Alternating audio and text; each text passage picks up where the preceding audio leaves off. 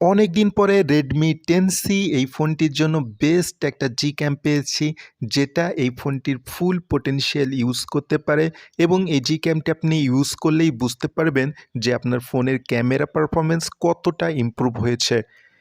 Video ডেসক্রিপশনে এই Gcamটির ডাউনলোডের link দেওয়া থাকবে, সেখান থেকে ক্লিক করলে এরকম একটি পেজ কিন্তু আপনার সামনে চলে আসবে এবং সেখানে ডাউনলোড নামে একটি অপশন পাবেন। ওইখানে ক্লিক করলে আর একটা পেজ লোডিং হবে এবং সেখানে ডাউনলোড এনিওয়ে নামে একটি অপশন পাবেন। ওইটাতে ক্লিক করলেন এবং এরপর কন্টিনিউ নামে একটি অপশন আসবে, এটাতে ক্লিক করলে মূলত একটু লোডিং হয়ে ডাউনলোড শুরু হয়ে যাবে। দেখেন আমাদের কিন্তু ডাউনলোড শুরু হয়ে গেল। আজকের ভিডিওটা সম্পূর্ণ দেখবেন, কারণ এই Gcamটার সেটআপ প্রসেস কিন্তু অন্য Gcam থেকে আলাদা। তো না টেনে সম্পূর্ণ দেখবেন, তাহলেই বুঝতে পারবেন কিভাবে XML সেটআপ করতে হয়। তার আগে প্লে স্টোরে গিয়ে আমাদেরকে একটা অ্যাপ ডাউনলোড করতে হবে, যেটার নাম জেড আর্কাইভার। কারণ হচ্ছে আমরা যে Gcamটি ডাউনলোড করেছি সেটা কিন্তু জিপ ফাইল আকারে ডাউনলোড করেছি। তো এক্সট্রাক্ট করার জন্য এই অ্যাপটি ডাউনলোড করতে হবে। ডাউনলোড করে আপনি ওপেন করবেন এবং যে পারমিশন চাবেন সবগুলো অ্যালাউ করে দিবেন। কোনো রকম ডিনাই করে দিলে কিন্তু এই অ্যাপটি রান করবে না। তো ডাউনলোড করা হয়ে গেল এবং আমি দেখেন পারমিশন অ্যালাউ করে দিয়েছি। অ্যালাউ করার পরে আমি আবার এই অ্যাপটি, আমাদের যে Gcamটি ডাউনলোড হয়ে গেছে, এরপর আমি ওই অ্যাপটিতে জেড আর্কাইভারে অ্যাপটিতে এন্টার করলাম, এরপর ডাউনলোড এতে ক্লিক করলাম এবং V9 বাই UNBAR দেখেন এই জিপ ফাইলটি আমি এক্সট্রাক্ট করব।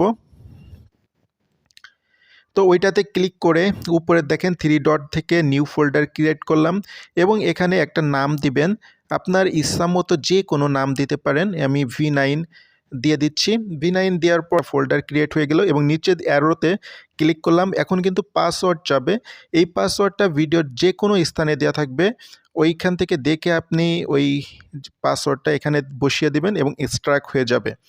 দেখেন এখানে Gcam এবং XML রয়েছে, দেখতে পারেন একটা XML, বাট এখানে কিন্তু এর ভিতরে কিন্তু অনেকগুলো XML রয়েছে। তো আমি ফাইল ম্যানেজারে চলে যাচ্ছি, এরপর ফোল্ডার থেকে ওই ফোল্ডারে চলে যাব যেখানে আমি এক্সট্রাক্ট করে রেখেছি। আপনি আপনার ফোল্ডারটা যে নাম দিয়ে সেভ করবেন ওই নামের যে ফোল্ডার, ওই ফোল্ডারে যাবেন এবং এখান থেকে Gcamটা ইনস্টল করে নেবেন। আমি ইনস্টল করে নিচ্ছি। ইনস্টল হয়ে গেল, এরপর ওপেন করলাম। ওপেন করার পর যে পারমিশন চাচ্ছে সেগুলো অ্যালাউ করে দিচ্ছি। অ্যালাউ করে না দিলে কিন্তু এই ক্যামেরাটা রান করবে না। অ্যালাউ করার পর সবগুলো ওপেন হবে, এখানে ডান করে দেব।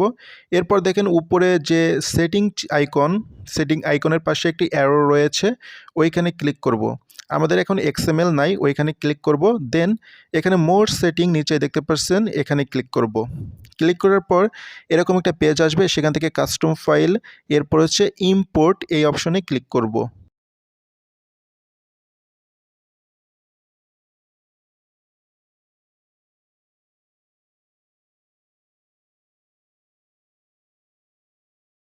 পর সেটিংয়ে আবার ক্লিক করবেন, এরপর লোড কনফিগ, এরপর এটাকে টিক করে দিবেন, এরপর লোড এই অপশনে ক্লিক করবেন, তাহলে ক্যামেরা অফ হয়ে আবার অন হবে এবং সেট আপ হয়ে গেল।